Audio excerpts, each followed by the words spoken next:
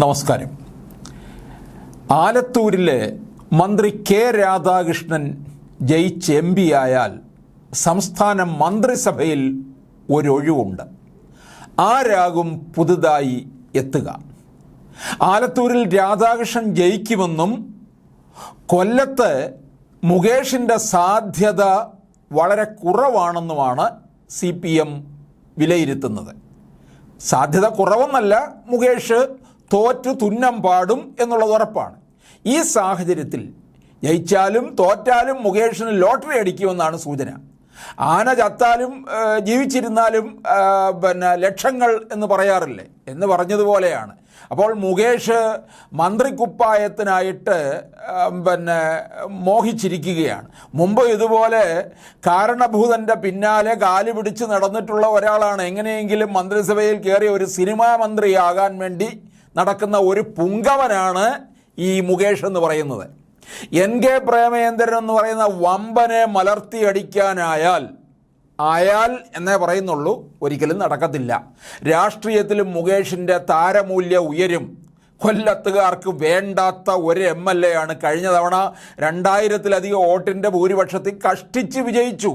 കൊല്ലത്തുകാർക്ക് 2016 ഉണ്ടായ വലിയൊരു അബദ്ധമാണ്. പക്ഷെ 2021 എങ്ങനെയോ വീണ്ടും കയറിപ്പോയി. ഇത് തന്നെ കൊല്ലത്തിന് വലിയൊരു ശാപമായി തീർന്നിരിക്കുകയാണ്. ആലത്തൂരിൽ CPM ജയിക്കുമെന്നുള്ളൊരു കണക്കുകൂട്ടലാണ്. രമ്യ ഹരിദാസിൻ്റെ പാട്ടുപാടൽ നടക്കത്തില്ല എന്ന് CPM കണക്ക് കൂട്ടുന്നു.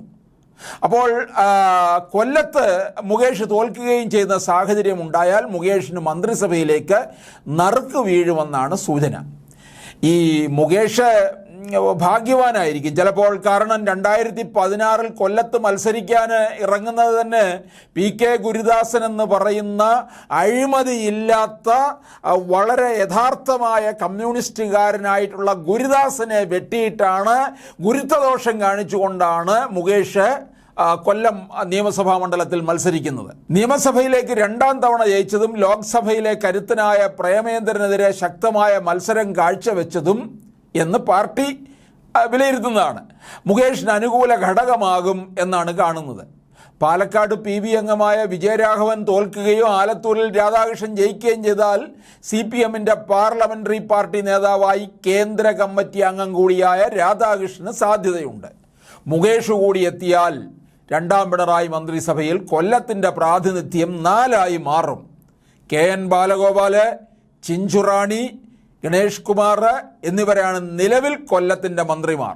ഗണേഷ് കുമാറിന് പുറമെ മുകേഷിനെ ഉൾപ്പെടുത്തിയാൽ മലയാള സിനിമയ്ക്കും താരസംഘടനയായ അമ്മയ്ക്കും, താരസംഘടന എന്ന് പറയുന്നതിൽ കുറേ പുങ്കവന്മാരുണ്ടല്ലോ, അവർക്ക് മന്ത്രിസഭയിൽ പ്രാതിനിധ്യം ഇരട്ടിക്കുമെന്നാണ് കാണുന്നത്.